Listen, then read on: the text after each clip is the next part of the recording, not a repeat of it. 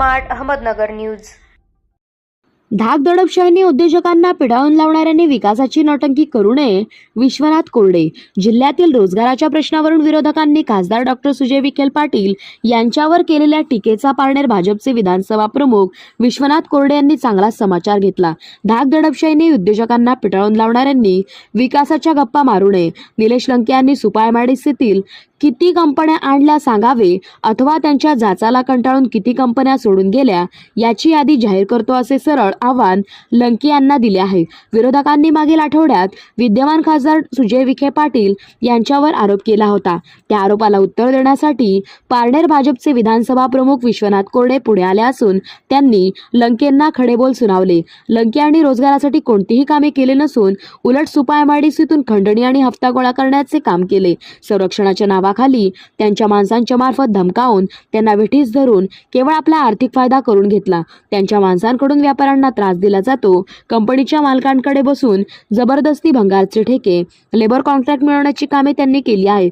वसाहतीत राहणाऱ्या लोकांना पॉवर सप्लाय करणाऱ्यांना कोणी त्रास दिला हे सुद्धा जनतेला माहीत आहे। यामुळे लंके यांनी सुजय विखे यांच्यावर आरोप करताना विचार करावा। लंके यांचे कारनामे लोकांसमोर आले तर त्यांना तोंड दाखवायला सुद्धा जागा उरणार नाही, असा घणाघात कोरडे यांनी केला। त्यांच्या जाचामुळे अनेक कंपन्या सोडून गेला। त्याचे उदाहरण म्हणजे तोशिबा कंपनीने पत्राद्वारे कंपनी हलवण्याचा निर्णय जाहीर केला होता।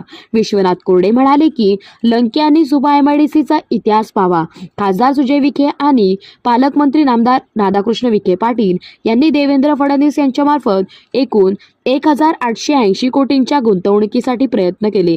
पालकमंत्री नामदार विखे पाटील यांनी नुकतेच महिंद्रा कंपनीचे मालक आनंद महिंद्रा यांना एमआयडीसीत आणले, याची माहिती लंके यांनी घ्यावी। लंकेंनी कोणत्या कंपनी आणण्यासाठी कोणाला भेट दिल्याची माहिती सांगावी। विखे यांच्या प्रयत्नातून सुपा जॅपनिझममध्ये 13 जॅपनीज कंपन्यांचे काम सुरू केले आहे, तर Amber, Midea, Minda, Exide, Mitsubishi, Varun, beverage, BMR, chloride metals, Atharv pharma, बॉक्सोविया अशा विविध कंपन्यांच्या मार्फत हजारो तरुणांना काम दिले आहे।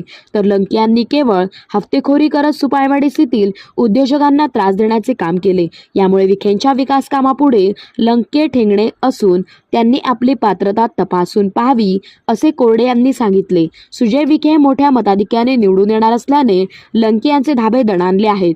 पराभवाच्या भीतीने ते वायफळ बडबड करत असल्याचा आरोप कोरडे यांनी केला। उपसंपादक Shubhada Bingardive, bureau report, smart Ahmednagar news.